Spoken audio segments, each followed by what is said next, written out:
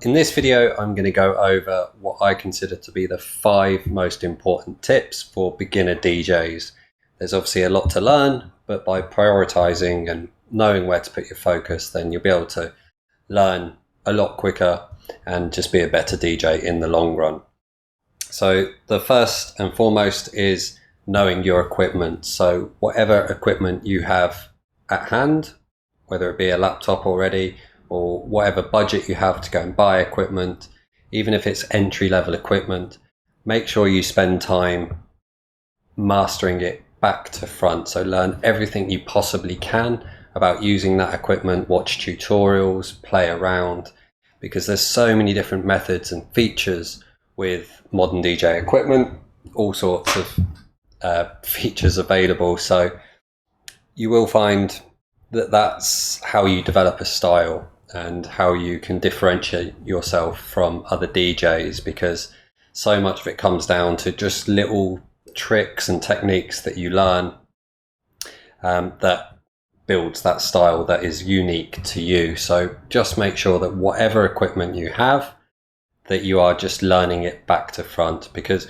also all those skills you learn on one piece of equipment will be transferable. Even if it's slightly different, then you will already have an understanding, and as you level up through equipment, if you buy better and better equipment, then you have a good base knowledge and you can just add more and more tricks and techniques. Now, the other thing that is a development from that is when you are practicing, I recommend, and this is probably my favorite tip that I think is underutilized, is to record every single practice that you do. So don't worry about putting them out. They're not for anyone else to listen to. Doesn't matter if there's mistakes in there. It is purely for you to listen back and critique yourself. So you'll be able to learn what you did well as obviously hear the mistakes so that you can avoid them next time. And this is just really accelerates your learning. Otherwise, you're trying to do everything in the moment and trying to identify mistakes. But obviously, when you're in the middle of a mix, if you make a mistake, then you're already moving on to the next mix. But by recording every single mix that you do, every single practice session, then you can go back and listen to that the next day, just as you go about your commute or whatever. And you can be learning the entire time. So that's probably my favorite tip of all of these. And on to the next one. As I mentioned, mistakes. That is another key component to being a DJ, really. It's more of a mindset kind of tip, is to never ever get hung up on mistakes. So whether this is practicing at home or when you are out doing a gig, because even professional DJs, superstar DJs that have been doing it for years will still make mistakes. It just happens. But you can't get hung up on it. If you hang on to that mistake and thrash yourself for having made it, then it's going to affect all the mixes that are to come. So if you make a mistake or if there's a beat clash, something like that, then just correct it or cut it, or move on as quickly as you can, and just focus on making that next mix as good as possible, because there's just no point getting hung up on it. It will be disheartening, and as I say, it can affect the rest of your mix or the rest of your set. And of course, the more you practice, there'll be less and less mistakes, but they're always going to be there, so there's just no point worrying about them.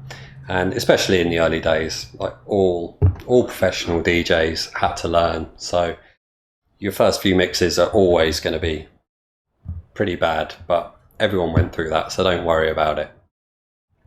And development on from that, another way to speed up your learning is to actually get out and do gigs as soon as possible, because just being in front of a crowd, it pushes you to level up. Obviously, when you're practicing at home, there's a lot less pressure, so you just don't feel that urgency of making sure or trying to make every single mix as good as possible or as smooth as possible. So it doesn't even have to be like overly technical every single time. You just want to make the mix as smooth as possible.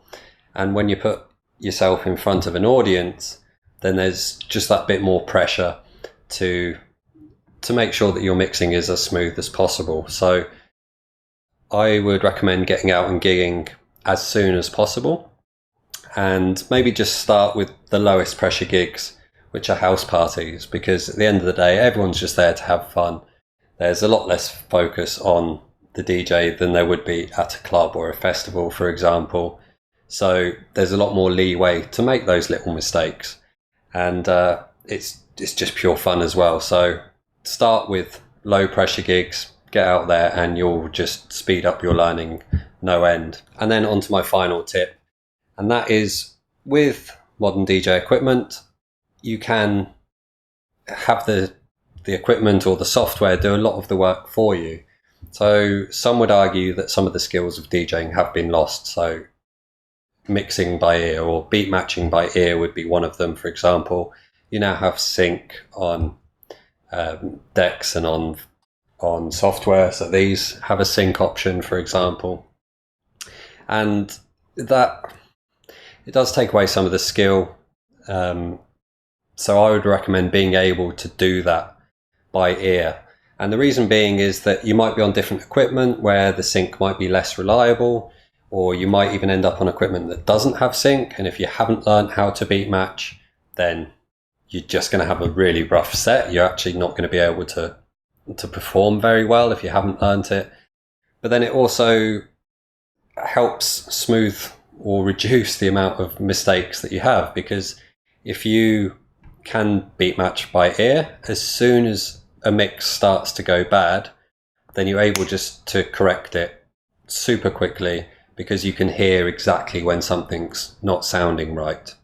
So although I would say it's okay to learn with sync, and it's actually a good way to start understanding how tracks can be merged together and how they can be in time with each other, then I would definitely spend time, and a good amount of time, like maybe, split 50-50 of your practice sessions where you just don't use sync at all and you just purely learn to beat match by ear. And a good way to do that to begin with is to either get 2 tracks that are the same BPM, or even the same track doubled, and just start them in time, and then adjust one to be slightly faster or slightly slower, and again start them in time, and just listen to how it slips out and what it sounds like as one is slipping slowly out of time.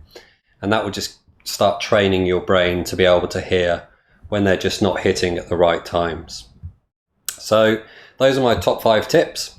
There are actually over 30 tips on the website, so we go into everything a lot more in depth, plus loads of other good advice on the website. So if you go to bestdjsetup.com/tips, then you'll see over 30 different tips there. And there's plenty of good stuff there for both beginners and more advanced DJs. So bestdjsetup.com/tips. Thanks for watching.